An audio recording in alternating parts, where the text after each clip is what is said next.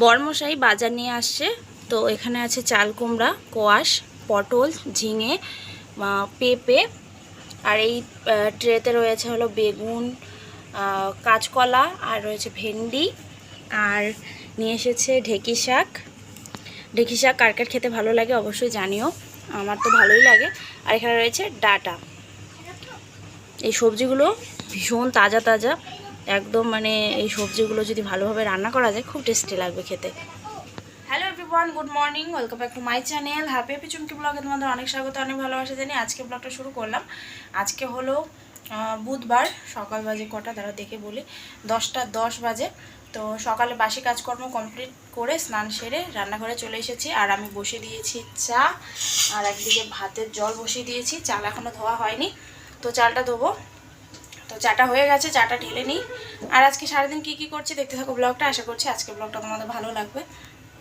চাটা ঢেলে নিলাম। আর এই যে এখানে নিমকি আছে, আর ওখানে রয়েছে এই চানাচুরটা ডালের। তো এগুলো দিয়ে এখন চা খাওয়া হবে।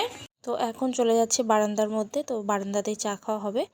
তো তারপরে কিন্তু আমি এখানে ভাত বসিয়ে দিয়েছিলাম, মানে চালটা ধুয়ে দিয়েছিলাম, ভাতটাও হয়ে গেছে। আর এখানে ঢেঁকি শাকটা মা বেছে দিয়েছে, আমি ধুয়ে নিয়েছি। তো বেশিক্ষণ একটু রাখবো, কারণ জল ঝরে গেলে আর কি ভাজাটা একদম ঝুরঝুরে হবে, নইলে পিছলা পিছলা হবে। আর এখানে ছেলে দেখছে কার্টুন, মানে এতটাই মোবাইলের নেশা। আর মা ওদিকে চাল কুমড়াটা কেটে নিচ্ছে। তারপরে যা যা সবজিগুলো দেখিয়েছিলাম সেই সবজিগুলোকে আলাদা আলাদা করে প্যাকেটে করে আমি ভরে নিয়েছি। এটা এখন ফ্রিজে রেখে দেবো। তো কাঁচা কলা তো আর ফ্রিজে রাখা যায় না, তো রাখতে হয় না নাকি, সেই জন্য কাঁচা কলাটা রাখলাম না, ওটা বাইরে রাখলাম। আর এই সবজিগুলোকে এখন এক এক করে একদম মানে সাজিয়ে রেখে দেবো ফ্রিজের মধ্যে।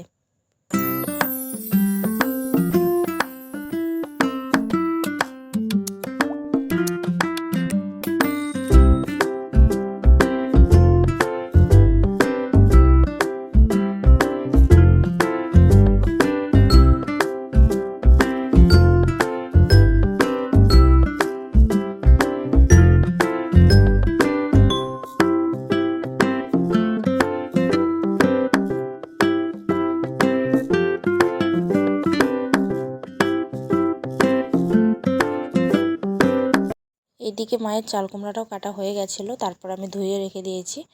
তো তোমাদেরকে দেখাতে গিয়ে দুটো পড়ে গেল। তো এটাকে আমি উপরে তুলে রাখছি, কারণ যখন বসাবো তখন ওটা ধুয়ে দিয়ে দিলেই হয়ে যাবে। আর এদিকে আমি কিন্তু কড়াইটা বসিয়ে দিয়েছি। তো রসুন থেতো করে দিলাম, আর হলো শুকনো লঙ্কা দিলাম শাকটা বানানোর জন্য। তো দেখো এখন কীভাবে বানাই।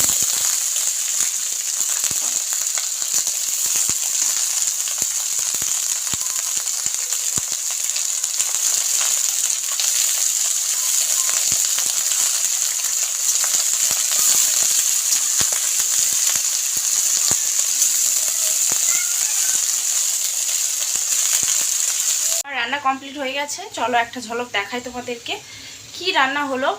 আর তোমরা তো বুঝতে পেরেই গেছো, কারণ আগে তোমাদের সাথে শেয়ার করেছি কি কি কাটা হয়েছে। তো চলো রান্নার পরে কেমন হলো সেটাই তোমাদের সাথে শেয়ার করি। এখানে চাল কুমড়া ভাজা করেছি। তো মা একদম না পাট পাট করে কেটে দিয়েছিল, বলেছিল গোটা গোটা রাখার জন্য, কিন্তু গোটা গোটা থাকে না, কারণ যখন সেদ্ধ হয়ে যায় অটোমেটিক ভেঙে ভেঙে যায়, যেহেতু একদম পাতলা পাতলা করে চিরচির করে দিয়েছিল। তো সেই জন্য আর প্রেসার কুকারে ডাল করে নিয়েছি না, আর ভাত হয়ে গেছে না, এখন পাঁপড় ভাজবো না। আর এখানে রয়েছে কি বলে এটাকে, ঢেঁকি শাক ভাজা, বাস। আর ছেলে বলছে এখন পাঁপড় ভাজার জন্য, তো এখন পাঁপড় ভাজবো। আর মা চলে গেছে হলো ডাক্তারের কাছে। মা আর আমার বর মিলে গেছে ওষুধ আনার জন্য। তো না খেয়েই গেছে, মানে সকালে শুধু চা খাওয়া হয়েছে।